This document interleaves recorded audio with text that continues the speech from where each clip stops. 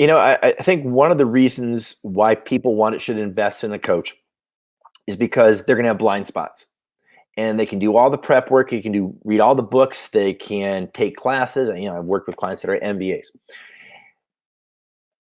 They're going to miss things. And a coach, if they're doing a good job as a coach, are going to point out blind spots to you, first of all. Secondly, they're going to point out opportunities that maybe you're not seeing.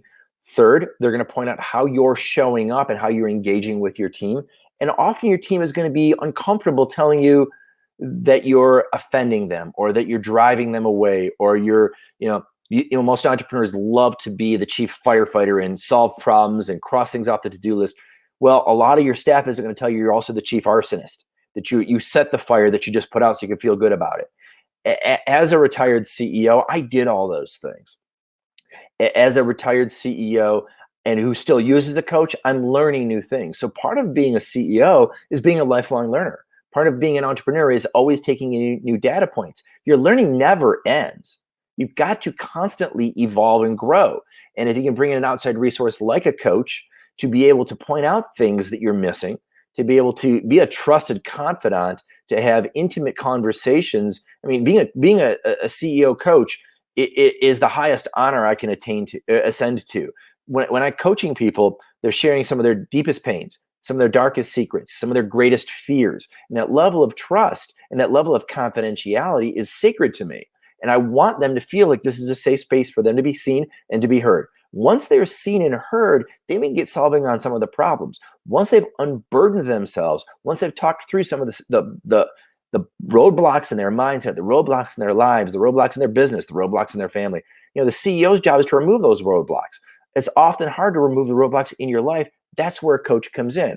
And as I've said many times, as a coach, my job is to be the guide to my client's hero's journey and to be able to help them navigate through the tough times. And whether it's a matter of, hey, I've had clients come in and say, I'm not going to be able to make payroll. I've been there. I'm not sure I'm going to deal with this tough employee issue. Help talk me through it. How do I counsel my employee? Oh, by the way, the employee is also my cousin or my brother or my spouse. How do I work through that? I've done those things. I've worked with family. I've worked with relatives, almost missed payroll. I've had those challenges.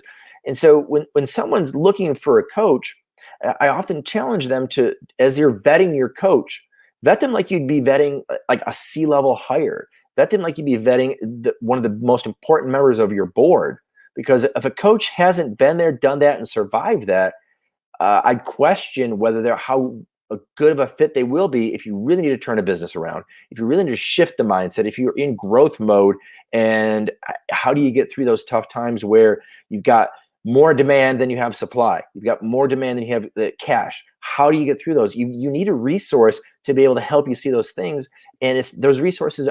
While there's a great need in business for an accountant, a CPA, and a banker, they're not your coach. They're just not going to be able to. They've got some experience, but they've never really been there, done that, survived that like someone like I have.